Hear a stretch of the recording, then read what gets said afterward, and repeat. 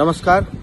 আপনারা সবাই জানেন দীর্ঘদিন থেকে তৃণমূল কংগ্রেস এবং টিসিবিএচইউ তৃণমূল চা বাগান শ্রমিক ইউনিয়ন লড়াই করতেছে চা বাগানের শ্রমিকদের জন্য এবং চা বাগানের শ্রমিকদের জন্য লড়াই করতেছে।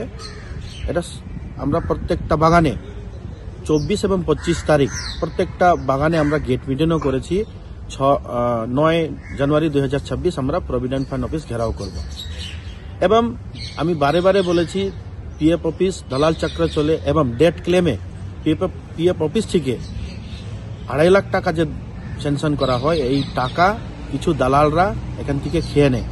তার মধ্যে কিন্তু সাংসদ মনোজ তিগাও আছে। আজকে আপনাদের সামনে আমি বক্তব্য বলতেছি, যার প্রুফ আমি দিয়ে দেব। রাহুল যেদিনকে দলে জয়েন করে সেদিনকে আমার সামনেই স্টেটমেন্ট দিয়েছে পিএফ অফিস থেকে 2 জন অফিসারের কাছ থেকে মনোজ তিগা 70 লাখ টাকা নেয় এবং এই টাকা রিসিভ করে কে রাহুল নিজেই করে।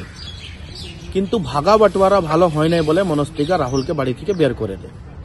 রাহুল আমাদের কাছে আসে, দলে জয়েন করে এবং ইন্টারনালি মনোজের টোটাল পেপারসটাও কিন্তু আমাকে দেখায়, যেখানে যারা মারা যায় নাই ওদের ফেক সার্টিফিকেটে মনোজ বাবুর সাইন আছে, যেটা আমরা আগামী দিন প্রুভও করব। দীর্ঘদিন থেকে আমাদের যে লড়াই এবং সংগ্রাম ছিল, চা বাগানে মেহনতি খেটা খাওয়া মানুষ, যারা গরিব মানুষ, ওদের হকের এবং অধিকারের টাকা যেন ওরা পায়।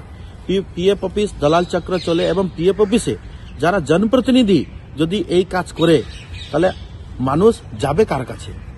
আজকে 70 লাখ টাকার ভাগা বাটোয়ারা হয় নাই, তার জন্য রাহুল লাতমার এদিকে এসেছিল। কিন্তু আমি আপনাদের সামনে বলবো যে আজকে শুভেন্দু অধিকারীকে আইসে জয়েনিং করানো হলো। মাদারিহাট উপনির্বাচন আমরা 29,000 ভোটে জিতেছি, আগামী দিনও জিতব। আমরা মাদারিহাটকে বলেছিলাম আরবি হবে বীরপাড়াতে, মাদারিহাটে কলেজ হবে, আইটিআই কলেজও নিরীক্ষণ কিন্তু হয়েছে এবং মাদারিহাটে যে বক্তব্য আমরা বলেছিলাম এই বক্তব্য